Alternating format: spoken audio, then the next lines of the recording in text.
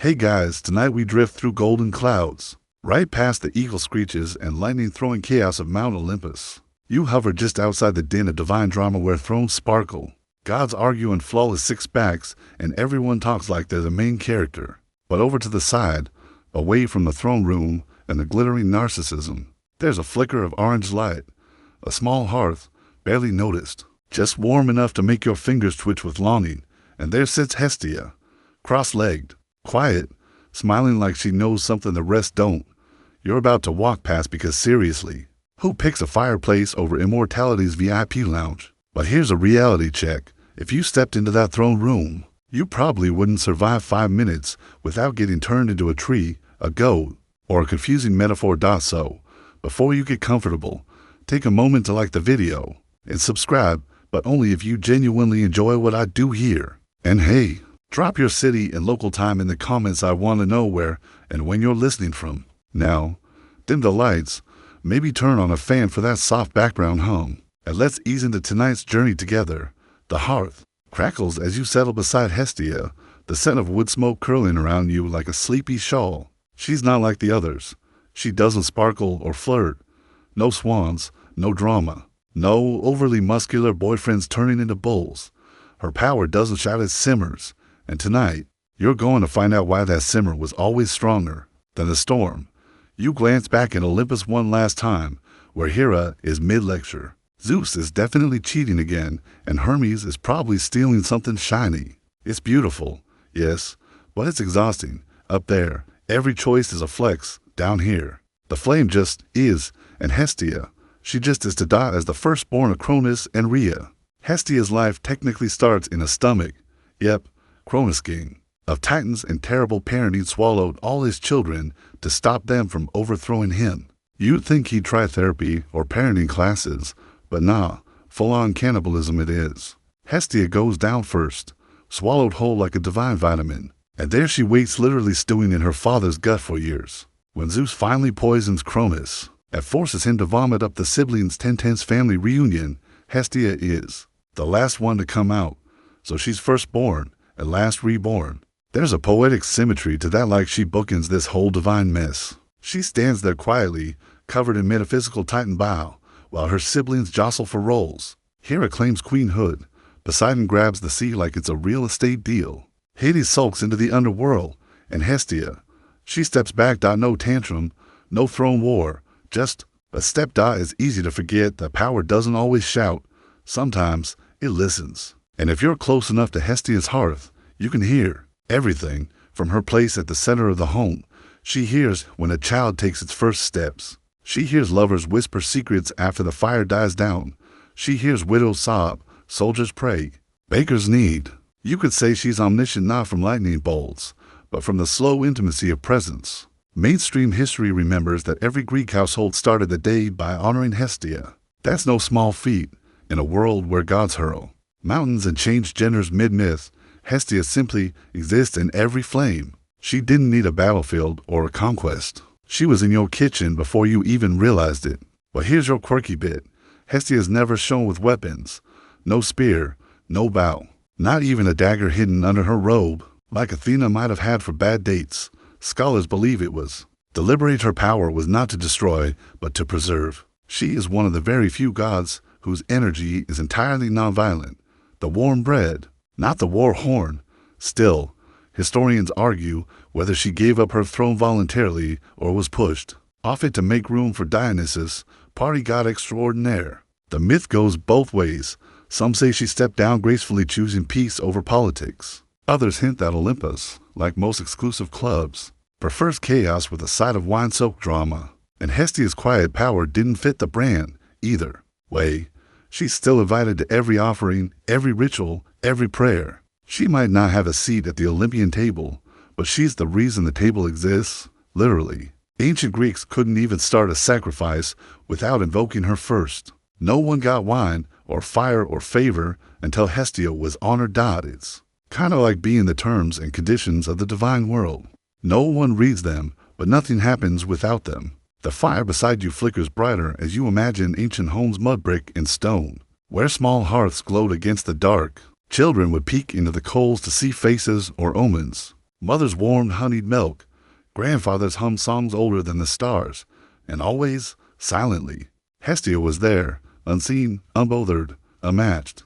You're starting to get it now. Up on Olympus. They fight. They fall in love. They mess up mortals for sport. Down here by the fire, there's soup. There's silence. There's something you didn't realize you were missing. Warmth. You lean back on the stones, the scent of wood smoke deepening. Hestia doesn't say much. She doesn't need to. She's not here to dazzle. She's here to hold the world together. And that might be harder than any war Zeus ever won. The fire hisses softly beside you, casting lazy orange arcs across the stone floor. You shift slightly, eyes now fixed on Hestia's steady gaze, not commanding, not demanding, just present. She doesn't blink like mortals do.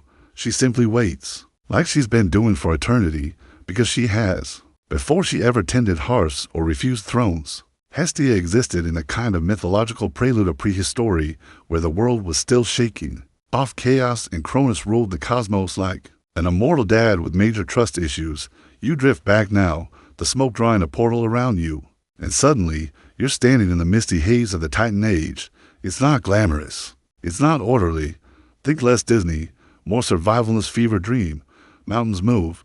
Time groans. Gods are toddlers with universe-altering tantrums. And in the middle of it all is a mother Rhea giving birth to her sixth child, Hestia. You feel the fear before you even see Cronus. Every time Rhea births a child, Cronus swallows it whole. Why? Because of a prophecy. A simple line. One of your children will overthrow you. Classic overreaction. Instead of therapy. He eats his kids. Parenting level. Demonic vacuum cleaner. Hestia is the first. Fresh into the world. Barely understanding her form. She's devoured her consciousness swirling into Cronus's belly. And there she remains. Stuck in divine digestive limbo. You feel it, the slowness, the waiting, the timeless watching of her siblings joining her one by one. Demeter, Hera, Hades, Poseidon. And here's the odd part. She never panics. She listens. Historians still argue whether this entrapment shaped her passive nature or whether her nature is why she endured it without breaking. Was she born gentle, or did the long silence of Cronus's gut make her so? You imagine that place dark, dense, vibrating with divine essence. Not death, not sleep, but something else, stasis, and while others claw at the edges or dream of vengeance, Hestia begins to reflect. Even in nothingness, she flickers quietly, then Zeus comes along. Baby number 6, Rhea, desperate to save at least one kid, pulls a fast one, hiding baby Zeus and feeding Cronus a rock in a blanket. Cronus, apparently not big on chewing, swallows it and moves on with his day. Eventually, Zeus grows up and stages the celestial version of a prison break. He poisons Cronus, and one by one, the swallowed gods are regurgitated full-grown and furious. Hestia is the last to emerge, covered in prophecy and rebirth. But instead of charging into war, she stands still. She watches the chaos unfold. She sees Zeus rally the Olympians, the Titanomancy ripping across existence like a divine civil war. Hestia, she doesn't pick up a weapon. She doesn't roar, or blaze or smite. She steps aside. The war ends, Olympus rises, thrones are given, and gods scramble like kids at a birthday party grabbing the best goodie bags. Zeus takes the sky, Poseidon claims the sea. Hades slinks into the underworld like a goth with rank control. Hera grabs marriage and manipulation, Demeter chooses the harvest, and Hestia, she chooses nothing. Or maybe she chooses everything else. Dies wild when you think about it. She had first pick, she had seniority, but she walks away from the spotlight and into the fire. Not the metaphorical fire, the actual hearth, the quiet center of home, where nothing dramatic ever happens, but everything important does. You reach toward the flames now, feeling their warmth but not the burn. That's Hestia's touch, gentle, constant, absolutely unfazed by Olympian theatrics. It's comforting and it's humbling, because you realize something. While the others crave kingdoms, she chooses care. Here's your quirky tidbit. In some French traditions, Hestia isn't even considered one of the 12 Olympians. She's sometimes replaced by Dionysus, the god of wine and good decisions made badly. There's an ongoing debate in ancient texts. Does Hestia step down to avoid conflict? Or was she quietly nudged out so the gods could party harder? Either way, she doesn't protest. Not publicly, not even with a side eye. You watch her now, sitting by her fire, her presence steady as the earth itself.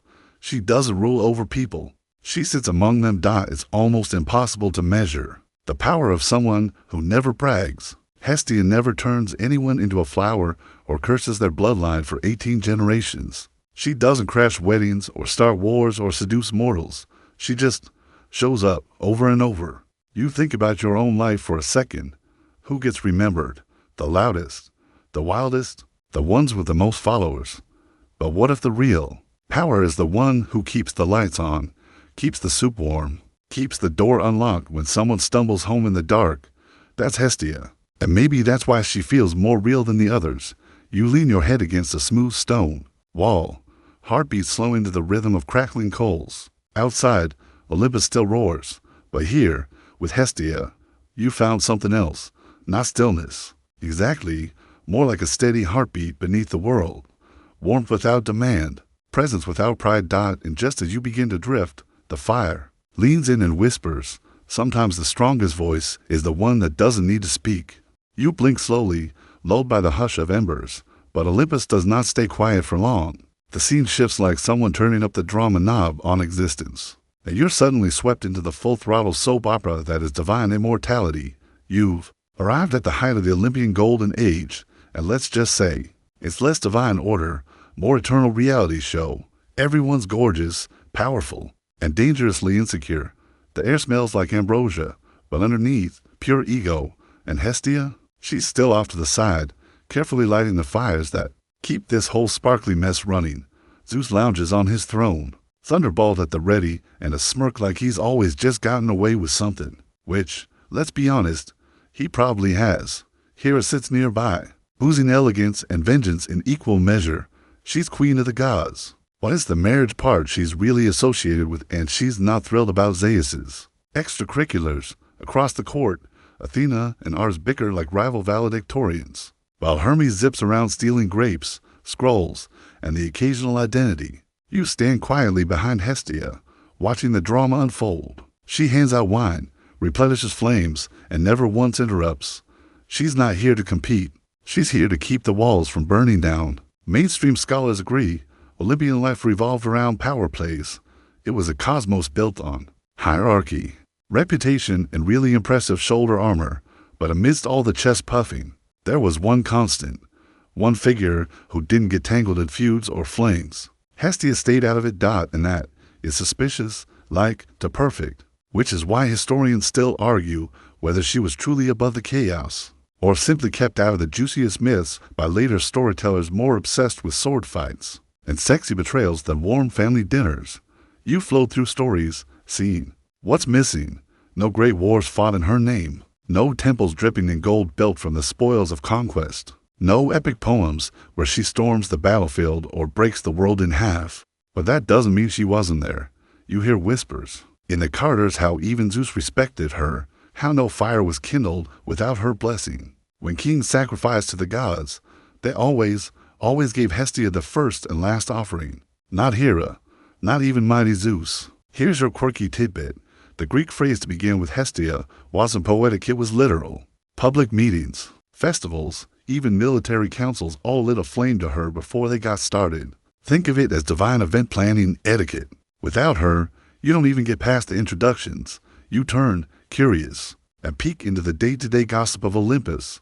Aphrodite is in a scandal again, this time involving the mortals and a very ill-timed love potion. Artemis is threatening to shoot anyone who breathes near her sacred deer. Dionysus is still hungover from yesterday's festival, wearing grapes like fashion, and Hestia, she's carefully refolding a singed blanket near the hearth, muttering something about too much smoke and not enough seasoning in the stew.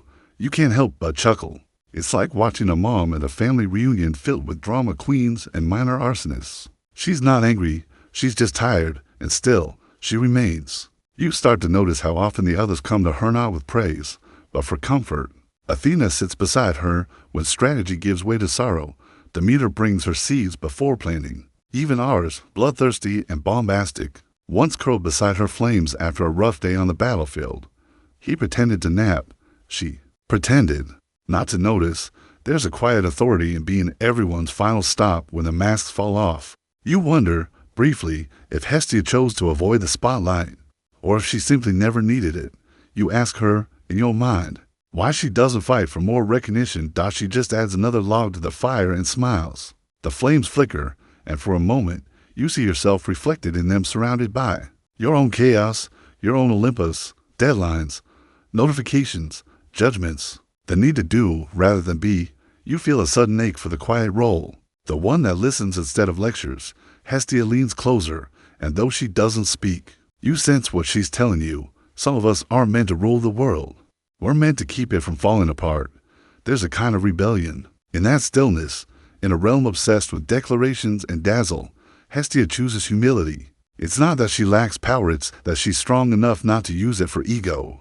You sit back against a marble column, letting the flicker of flame kiss your eyelids. The rest of Olympus is still arguing, still seducing, still throwing metaphysical elbows. But here in Hestia's orbit, there's peace. You realize something else without her. The others would collapse. They thrive on conflict, but they need someone to hold the center, someone to remind them who they were before the stories got too loud. And maybe you need that too. The fire crackles softly. You pull your knees to your chest, heart sensing with the rhythm of the flame. You're not here to win anything. You're just here to stay warm. And that is enough. The fire has burned down to a soft, amber glow, just the kind that makes your eyelids heavy. You shift, stretching your toes toward the warmth, and for a moment, everything is still. Then, a different kind of heat flickers in the air. Not from the hearth, no. This is the awkward, sweaty kind of heat that shows up when the very eligible bachelor gods start fighting over your hand in marriage. Yep. Time to talk about that moment in Hestia's life, because even the goddess of eternal chill couldn't avoid romance entirely. You glance up and see Poseidon, the tempestuous sea god, striding in with the confidence of someone who knows he looks great wet, trident glinting, hair sea-slicked, sure nowhere to be found. Apollo follows right behind him, shimmering like the sun, harp on his back, radiating golden boy charm, and just enough arrogance to make it interesting. And both of them, completely obsessed with Hestia.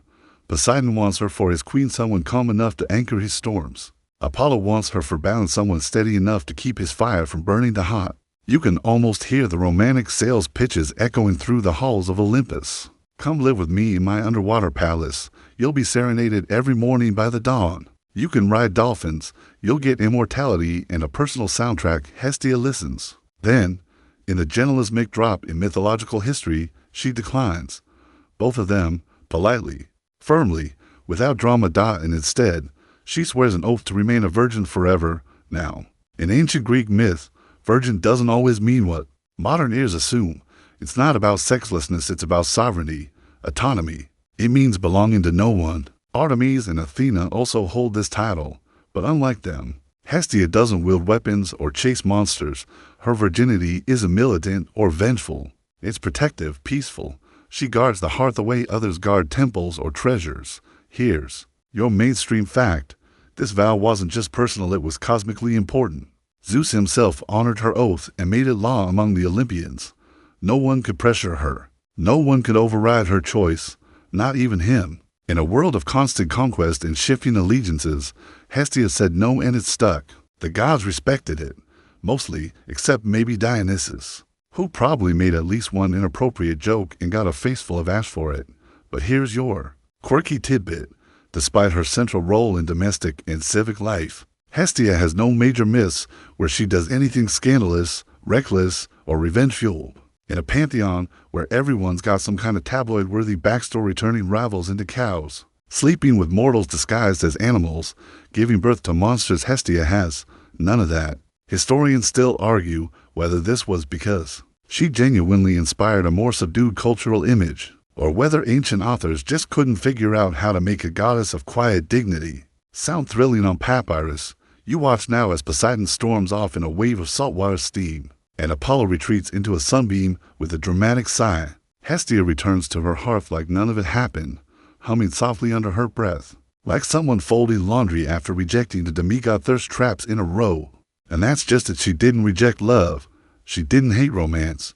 She just didn't need it to define her. While other gods found their power in alliances, battles, or seductions, Hestia rooted hers in self-possession. You glance into the fire, and something flickers inside you. Two Because maybe you've had moments like that when the world wants you to choose sides, chase recognition, define yourself by who or what you're connected to. And maybe, like Hestia, you thought, what if I didn't? What if I just stayed where I am and burned a little steadier? She looks up at you now, as if hearing that thought, and gives a knowing smile. She's not smug, she's serene. And that serenity is not weakness, it's discipline. There's something deeply subversive about choosing stillness in a world that worships speed. You see her in ancient homes, temples, and marketplaces, not as a goddess on a pedestal, but as a presence in the corner, a flame that never dies. When a new colony is founded, a sacred ember from Hestia's hearth is carried across the sea to light the new flame. No conquest begins, no law is passed, no feast is held without her permission. That's real power. And yet, she never wields it like a weapon. She never pulls rank, never demands sacrifice or tribute with thunder or fire. She just waits to be. Remember, Dan, she always is. You lean closer to the fire, listening now not to the crackle of wood, but to the silence around it. That space she creates, that sacred pause where people speak softly. Hold hands, breathe slower. You wonder if maybe the real secret of Hestia's strength is that she doesn't need anyone to see her burn. She just burns anyway. The fire has settled into a perfect, even pulse. It doesn't leap or hiss, now it glows. And you're beginning to understand something deeper. Hestia didn't just step away from Olympus. She stepped toward something, and that something, you're sitting in it, the hearth. You look around now, and the room has changed. Gone are the gilded columns and cloud-brushed ceilings of Olympus. You're inside a small Greek home, modest, sun-warmed, worn smooth by years of footsteps and laughter. And at the very center, not tucked into a corner or shoved behind a wall, is a round, open hearth, clay-banked, ash-flecked, glowing with that familiar firelight. This isn't a sacred temple or a battlefield, it's life. And here, Hestia reigns. Her flame isn't just symbolic, it's practical. It cooks meals, heats water, dries clothing, wards off the cold, and signals safety. Without it, you'd starve, freeze, or worse, have to eat unseasoned barley paste. And no one wants that. Mainstream historians agree, in ancient Greece, the hearth was the literal and spiritual center of the home. Newborns were richly carried around it. Guests were welcomed beside it. Oaths were made with its fire as witness. If the hearth went cold, something in the household died. You watch now as a woman kneels by the fire, grinding grain while humming an old hymn. A toddler toddles past, trailing olives. A grandfather warms his hands, eyes distant in memory, and all the while, Hestia's flame remains. Not grand, not flashy, just there. Then you realize, while other gods had temples made of marble and gold, Hestia's temple was every house, every city, every shared fire. In fact, at the center of every Greek city-state, there was a public hearth, the Prytanean, always burning, always watched over. From Athens to Corinth, these civic flames were considered so essential that if a city was conquered or colonists were sent out to start anew, they carried a coal from the original hearth to light the new one. Here's your quirky tidbit. Some myths say if a family ever let their hearth flame die, it was considered an omen of misfortune or worse, personal failure. People treated that little fire with the same sacred caution we now reserve for tax audits and exes' birthdays. You step out now into the center of one such polis. There's a modest structure where the civic flame burns, with a designated firekeeper, often a respected citizen or a priestess. People gather here not just for ceremonies, but when they're lost, hungry, or in need of refuge. It's like ancient Greece's version of a warm, judgment-free couch. And Hestia is the patron of that space. She doesn't ask questions. She just keeps the fire going. You hear laughter in a nearby home. Someone's roasting onions. A pot simmers with lentils. A flute plays lazily from a balcony, and in every room, that quiet flame dances. Not a single person thanks her aloud, but if the fire faltered, every soul would notice. Historians still argue whether Hestia's low profile was deliberate, or simply the result of evolving myth priorities where war and drama became better crowd pleasers than patience and domesticity. But even as her name faded, her role remained unshakable. You glance at the fading edges of the room, and it slowly dissolves back into the present. But you can feel it now, Hestia's echo in every home you've ever entered, where you immediately felt safe, where the lights were warm, the air smelled like food, and someone told you to take your shoes off and sit a while. That was her. You walk now beside her through narrow stone streets, past tiled doorways and market stalls. She pauses beside every threshold. Why? Because the hearth isn't just inside, it's the invitation to enter. Hestia is also goddess of hospitality, of the warm welcome, of the "you're safe here" glance. Imagine being the deity in charge of every welcome mat. It sounds humble until you realize how much power there is in deciding who gets let in and who's turned away. You see a traveler knocking at a stranger's home. The door opens, a little fire is stoked, bread is shared, a new friendship begins. No bolt of lightning, no booming prophecy, just Hestia, working quietly between hands. You sit once more at the hearth, eyes half-lidded now. The warmth, the stillness, the sense that you belong is thicker than the air around you, and you finally get it. The other gods rule domains. Hestia grounds them. She doesn't claim mountains or oceans or the sky. She claims moments, spaces. That breath between hunger and nourishment, between loneliness and connection, and maybe, just maybe, that's the kind of power this world needs more of. Ash drifts upward like tiny fireflies, and for a moment, everything is golden. But as you watch the glow dance higher, something changes. The flames flicker thinner. The room cools slightly.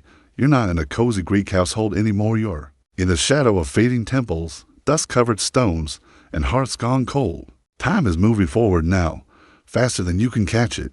Hestia's warmth is still here, but it's dimmer. Not dead, never that, but buried. Forgotten in places where her name used to echo. You're standing in an ancient Greek city, centuries after its golden age. The agora is quieter. Shrines, once tended with morning devotion, are now empty. You walk to the old Prytanean, the civic hearth, and see only ashes in a cold basin. Once, that fire symbolized unity. Now, pigeons roost where flames used to whisper. You can feel her watching, still calm, still patient. But her presence is slipping beneath the surface like the warm bass note of a song no one remembers the words to. Here's your mainstream history moment. As Greek religion evolved, the cults of more marketable gods Zeus, Athena, Dionysus grew. Louder. Festivals for Apollo featured music and dance. Artemis had dramatic myths, even ours. Chaotic as he was, got temples drenched in martial glory. Hestia, she didn't inspire spectacle. Her followers didn't throw raucous parties. Her rituals were quiet, daily, invisible. And that became the problem. The louder gods got more attention. And in a world where visibility equals value, Hestia started to fade, not in power, but in perception. No grand tales meant no playwrights telling her story. No shocking betrayals meant no statues frozen in eternal drama. Historians still argue whether her decline in worship was due to cultural shifts or simply a lack of narrative flash. Some even suggest her fading was intentional, a kind of divine retirement. Others think she stayed, just transformed into something subtler. But despite the dust and decay, her hearth never vanished entirely. You walk through a ruined house, roofs long gone, columns leaning like tired elders, and find a circle of blackened stones, a hearth, and right in the center, a single pop of ember, glowing faintly. She's still here, just waiting. You close your eyes and imagine it, this flickering tension between presence and invisibility. Hestia became the foundation people stopped noticing because it never asked to be seen. It simply was, and yet, even in this fading era, she lingered in the margins. Every household that lit a morning fire, every baker who rose early to feed their village, every mother who wrapped her child in warmth that night they were serving Hestia. Whether they said her name or not, you walk through villages where temples crumble, but kitchens still breathe. Families still gather, lovers still fall asleep beside the same flame. These moments became her temple, not in grand stone, but in rhythm. And here's your quirky tidbit. In some lesser-known regions, people used to bake a special loaf of bread round like a hearthstone just to honor Hestia. It wasn't offered in temples. It was shared at home, with butter and honey, passed from hand to hand while stories were told. Her worship wasn't spectacle, it was survival. But now, across Greece, as political powers rise and fall, as city-states, war and philosophers argue, that survival is less associated with her name. The sacred becomes habit, the ritual becomes routine, and slowly, reverence fades into repetition. You sit on the edge of an old stone hearth, running your fingers across the soot. She's there, in the warmth left behind, in the memory of meals, in the echo of footsteps returning home. The tragedy isn't that Hestia was forgotten. It's that she was assumed. She became so essential, so ever-present, that people stopped realizing she was there at all. Like breath, like gravity, you stand again and look around. The house is crumbling. The city is aging, but you can still trace her path in the architecture. The way rooms are built around the center, the way ovens still mimic the shape of ancient hearths, the way doorways always seem to face the light. And then you hear it, a faint hymn, hummed by a woman carrying water. She passes you without seeing. Balancing a clay jar on her shoulder, she lights her small kitchen flame and kneels. No altar, no offering plate, just her, the fire, and a whispered name. Hestia. She hasn't gone anywhere. She's just everywhere else now. And maybe that's what makes her different. She didn't demand eternal devotion. She accepted forgetfulness, knowing her essence had already soaked into the walls. She doesn't need 1,000 prayers. She just needs the fire to keep burning. The smoke begins to swirl again, not the lazy, curling kind that rises from step pots, but something finer, more polished, more Roman. You're no longer walking Greek stone streets. You blink, and now you're standing beneath marble arches, surrounded by togas, columns, and order so crisp it makes Olympus look like a chaotic family reunion. Welcome to Rome, where everything is bigger, bloodier, and better organized. And guess what? Hestia made it here to sort of. She's had a name change. The Greeks called her Hestia. The Romans now call her Vesta. Same goddess, different vibe. She's still the eternal flame, still the quiet center of home and empire. But here, she doesn't just tend hearths, she anchors the whole state. You're led now into the temple of Vesta, right in the Roman Forum. It's round, echoing the shape of a hearth, and inside, a sacred flame burns day and night.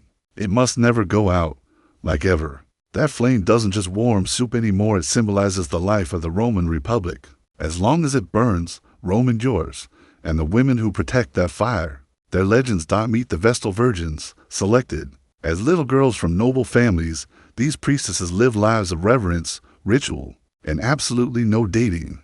They tend Vesta's flame with religious intensity. They're sacred, untouchable.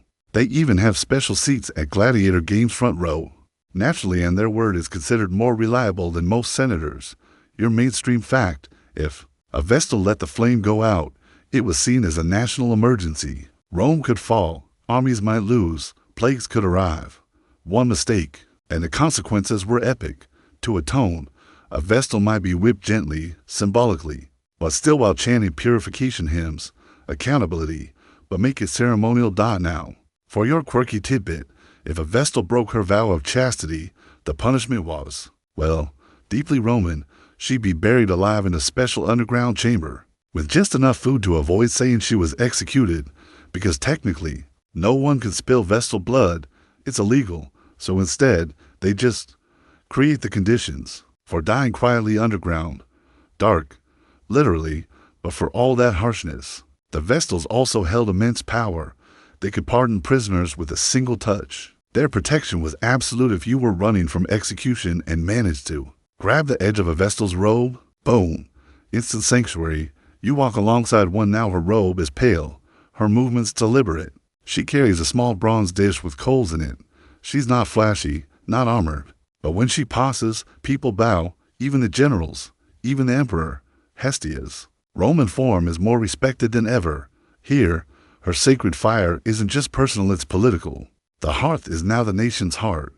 Vesta isn't watching over lentils in a pot anymore. She's safeguarding empires. Historians still argue whether this transformation into Vesta was a genuine evolution of the goddess or more of a Roman marketing strategy, taking a humble Greek deity and rebranding her as a core pillar of state ideology.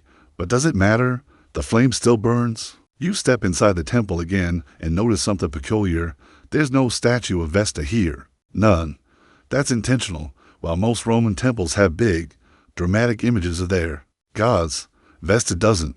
Her flame is her. You don't need a marble likeness when the smoke kisses your skin and the warmth reaches your bones. And maybe that's the point. She doesn't need to be seen to be real. In fact, being unseen might be part of her power. The city bustles beyond. The temple walls markets buzz, swords clang, wine flows. Rome is proud, loud, and very sure of itself. And right at its center, silent and glowing, is Vesta, Hestia, the eternal ember that holds everything together. You hear the chants now low, rhythmic Latin songs rising with the smoke. The Vestals are walking in a circle around the fire, renewing their vows, cleansing the temple with salt and song. There's no audience, no drama, just discipline and devotion. And as you watch, you wonder what it must have felt like to be a young girl, chosen for this role, half honored, half imprisoned, sworn to silence and purity, but gifted political immunity and reverence, a paradox in a robe. Maybe that's why Hestia, Vesta, has always been hard to write stories about. She's not either, or she's both, and both powerful and passive, both present and invisible, both spiritual and practical. You sit near the edge of the temple now, letting the warmth settle into your skin again. There's something different about it here. The fire is hotter, sharper, less like home, more like a beacon. This is what happens when a personal goddess is made public. When a kitchen flame becomes a national symbol, you close your eyes and imagine every Vestal who ever knelt here, whispering prayers into the coals. Imagine how many mothers lit candles in her honor. How many soldiers carried fire from this temple into new lands, saying, "This is Rome now." Hestia's flame may have flickered in Greece, but in Rome, it roared, and still, she asked for nothing.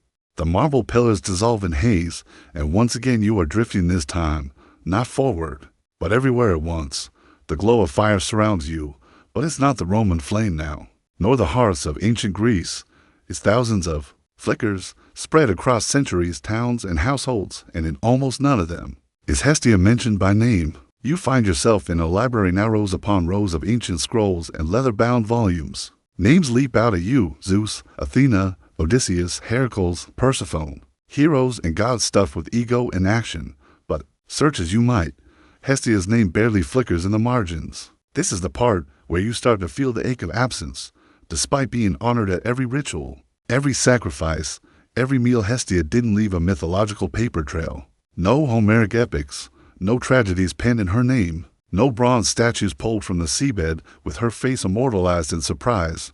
Even her Roman form, Vesta, once vital to the empire, begins to fade after Christianity takes hold. The fire goes out in 390 for CE, just like that, a 1,000-year flame, snuffed by decree.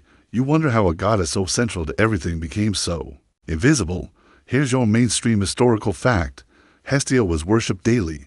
In nearly every Greek home, yet only a tiny number of temples were built just for her. Her rituals were often baked into larger events, never center stage. She wasn't neglected, she was too essential to notice, like air, like time. That brings us to your quirky tidbit. The philosopher Plato once referenced Hestia as the soul of the world, not the mind, not the will, but the quiet center that holds the rest in place. The metaphor didn't catch on widely, but it tells you something. Even the greatest minds recognize that there's power in presence, without narrative. Still, historians continue to argue, was Hestia forgotten because she lacked dramatic myths? Or was her silence a deliberate act of resistance? Maybe. In a world obsessed with noise and stories, she chose to remain in the spaces between sentences. You walk now through a series of myths, their scenes playing out like living theater. There's Apollo slaying the python, Athena bursting fully armored from Zeus's skull, Dionysus riding tigers into ecstatic chaos. You pause, scanning the background for any trace of Hestia. She's never there, not in the center, not in the climax, and yet you start noticing something strange. Before every battle begins, there's fire. Before every wedding feast, there's a meal. Every ritual starts with a flame. You peer in closer, and there she is, not walking through the scene, but holding it together. At the back of a hall, lighting the lamps, beside the altar, catching the first whiff of burning spices, at the edge of a battlefield, warming the final meal before dawn. It hits you. Hestia didn't vanish. She just refused to compete. In every culture's mythology, there's always a figure who slips through the cracks, someone essential, but unstoried. In Greek myth, that's her, the divine wallflower, the hearth keeper, the patron of beginnings, endings, and everything in between. You walk through one last corridor, and the myths grow quieter. The gods become echoes, mortals rise and fall, but a single flame still glows at the center of it all. It has no inscription, no pedestal, just warmth. You kneel beside it. You get it now. Hestia's myth is the absence. It's the soft place where others come to rest after the myth ends. She's not in the climax, she's in the recovery. She's the shelter after the storm. The flicker of warmth that says, you meet at home. And that's the wildest part. The Olympians are immortal, But their relevance shifted with culture. Heroes rise, stories reshape. Zeus becomes a cautionary tale. Athena turns into a brand. Dionysus becomes a metaphor. But Hestia becomes your kitchen light, your bedside lamp when you're sick, the gentle clink of a teacup at 2 a.m., the sigh of relief when the front door clicks shut. You're finally inside. She doesn't need myths, does she?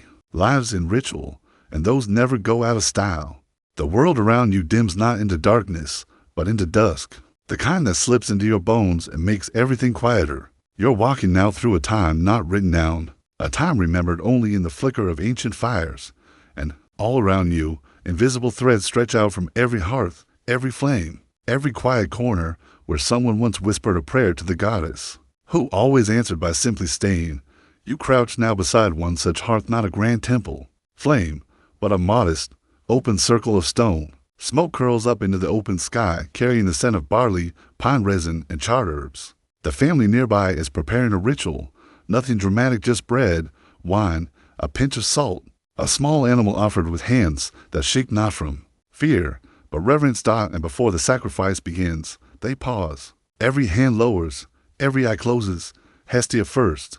That's the rule. You watch as the first and last drops of wine are poured onto the flames, crackling like applause in miniature. The best portion of food before the guests eat, before the gods. Feast is given to her.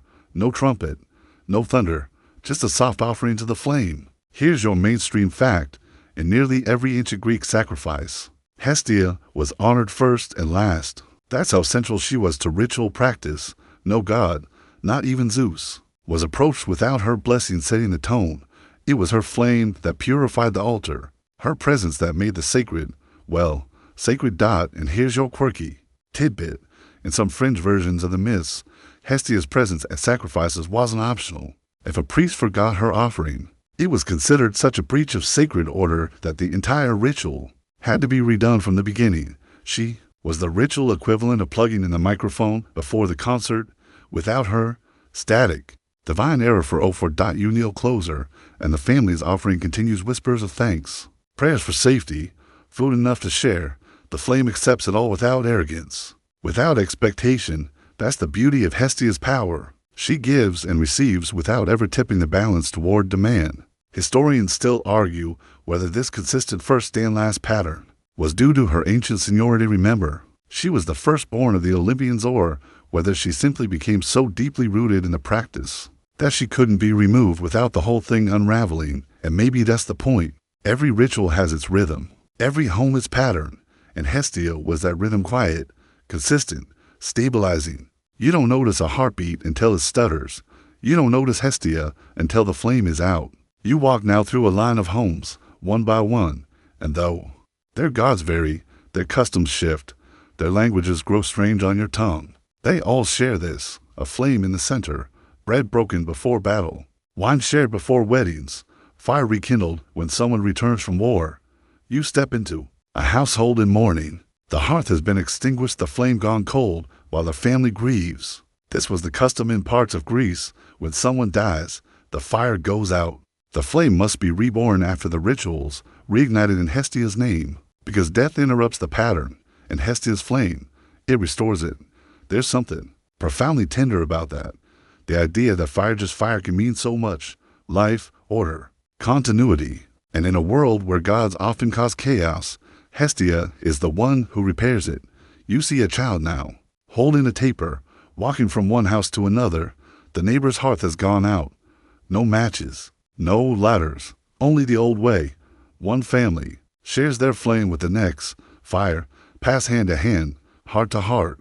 That's how villages stayed warm. That's how Hestia traveled, not through temples or lightning bolts, but in kindness. You think back to all the meals you've eaten, the hands you've held, the homes you've entered where the light was left on for you.